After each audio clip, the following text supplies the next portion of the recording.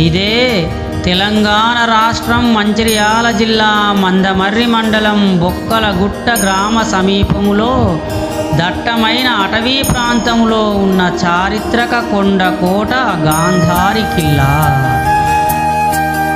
కాకతీయుల కాలములో గిరిజన గోండురాజులు నిర్మించినట్లుగా చారిత్రక ఆధారాలు చెప్పుతున్నాయి. సుమారుగా 1000 సంవత్సరాల చరిత్ర గలది ఈ గాంధారి కిల్లా. ఇది ప్రకృతి రమణీయమైన ప్రదేశం. ఈ గుట్టపై పలు రకాలైన ఔషధ మొక్కలున్నాయి.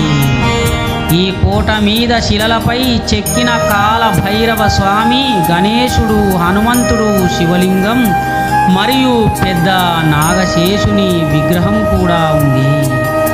ఈ గుట్టపై ఉన్న గాంధారి మైసమ్మకు ప్రతి 2 సంవత్సరాలకు ఒకసారి వైభవంగా జాతర జరుగుతుంది.